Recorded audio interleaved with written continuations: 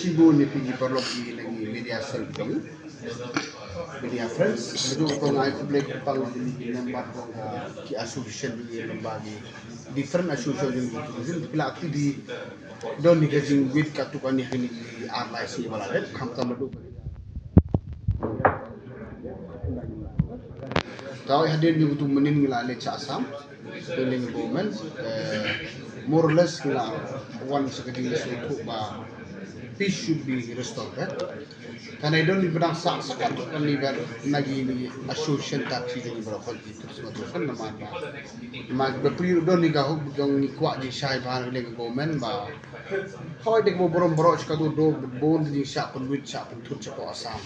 Hanya ini claim against the government, claim against the kuat government bukan simpiano ini itu problem itu ke driver association turis taksi bah bon kerja di Facebook state Assam.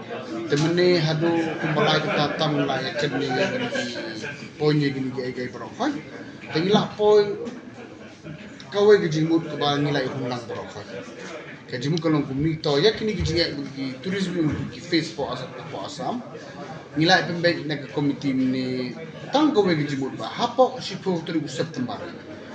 Ngan kot komiti tak kemudian lang buat Commissioner Transport Assam baru jongi and all the other important officials from the government of Meghalaya and from the government of Assam rangkat berkijino yalam di nak tourism association ni kenang ban ni solve no ya gini problem udah isu jongi guru publikin sa ben sepo jika pilih mana gasi ya kata dia kan ni ya gini ke jinggut itu kayak kawan ngai wedangi nadu sibi di kenang ba ini yang kumbaju himdon so kana ru jinggut hadu support di kenang discuss barki kenang ba community ini ya positive result from both state kenang min la banyak kumbaju ya ki te gibai agenda ki issue barki ba ki association la aflak ni dan minta ke habikan tang di state tak ya kata apa ni kan ban nagasi dan mata kau mesti pi bang ai kublai sibon kamta me member of tourist association barak khoi bapli menega de si Sunday